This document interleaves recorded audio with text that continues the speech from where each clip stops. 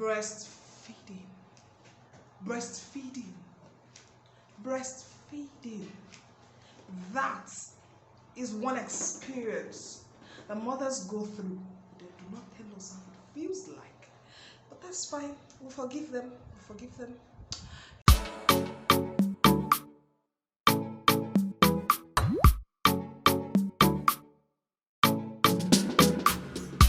Today we're going to be talking about breastfeeding, the basic things that you need to have stress-free breastfeeding experience with your newborn. So let's get to it. Yeah, welcome to my channel. Thank you again for joining me. Always watching my videos. Please subscribe. Please click on the notification button so you can always get my videos as soon as they come. Yeah, so today we're going to be talking about breastfeeding. I have a couple of list of things that I think made my breastfeeding experience quite interesting. Yeah, I've heard a lot of breastfeeding tales by moonlight. That a lot of people have said, blah blah blah. Everybody have their opinions and speculations and myths and superstitions and all about breastfeeding. Yeah, but then it wasn't as bad as they say.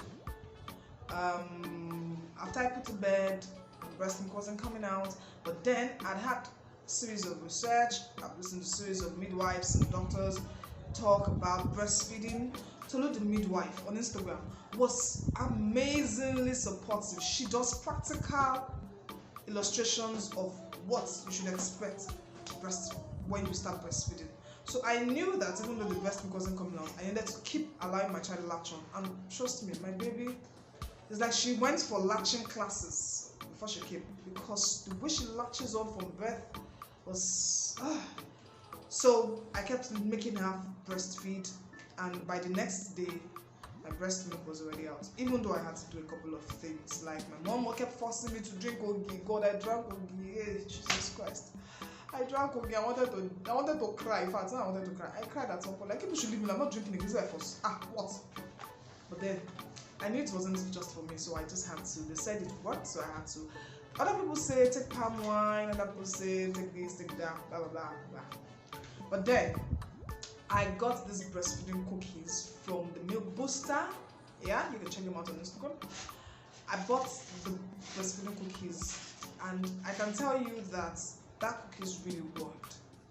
Like, really did work. My breast milk started everywhere. Yeah, I was just washing. I was doing what's in the bathroom, and then I bent down and I just saw that something was dripping. I'm like, what the hell is this? I think my breast milk was dripping, and that's the breast milk we're looking for. So yeah, and it really felt very painful that my child wasn't getting enough milk. We tried to give her formula at first. She really didn't take it, so I was really concerned about the breast milk coming out. And then yeah, after all that, the breast milk would come out. So what are the things that you will need if you're going to be breastfeeding?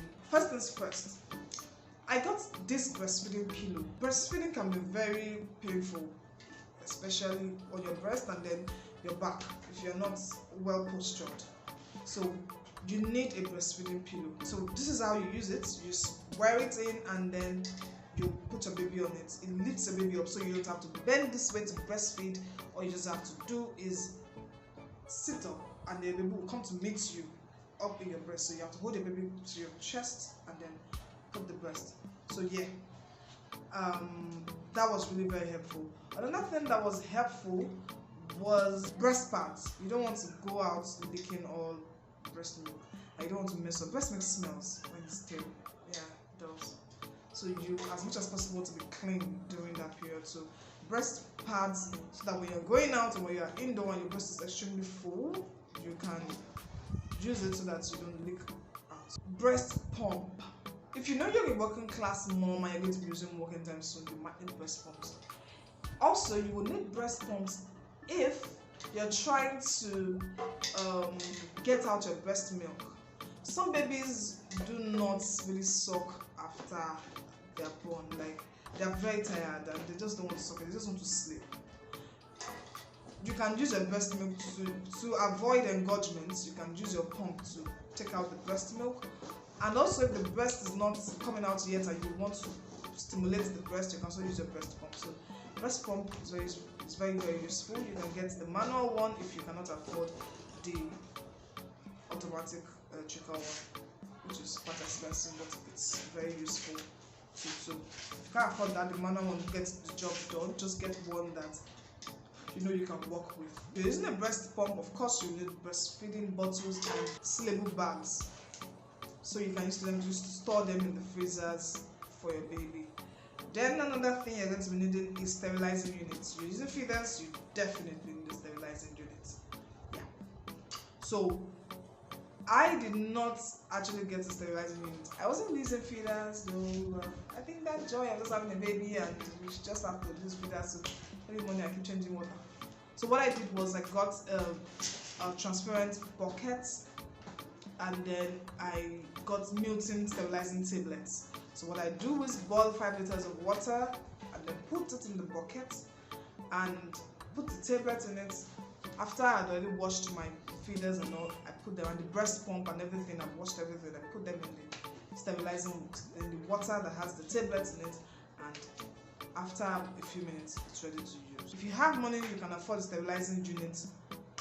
By all means, please do. Then another thing is a nursing gown. Nursing gown. When people say nursing gown, you most likely will think that they're talking about the gown, type of gown you wear in the house when you're trying to be with your gown. No, your nursing gown should be something you can actually wear out. For instance, you're going for your antenatal and you're wearing, I don't know why people even do that safe. Like, I go to antenatal and I see somebody that wore a gown, that wore native gown, that has zip at the back. So there is no way for you to breastfeed your baby. You don't have your breast milk in a feeder or something for your baby to do. So then you want to breastfeed, you are going to meet somebody, please help me open my zip. Then you pull virtually all your clothes just to breastfeed, and then when you finish, you look for somebody else to wear it for you. You don't want to go through that stress. Just get a very nice gown. Wrap gowns are a very good option, so that you can just open up and just breastfeed. Then breastfeeding bras too are very important. Those breastfeeding bras can actually just help you. At a snap, you open it up and then you breastfeed your baby while still covering your fleshy part of your breast. Okay, so yeah, the gowns should be something you can wear out, so that you can always use it to breastfeed when you're outside. When you're at home, do you really need to wear gowns? You can always, I don't know. For me, I don't know. That's that on the few things I think that you would need for a more smooth breastfeeding experience. Please do not forget to subscribe. Thank you for watching this video. I'll see you again next week. Thank you.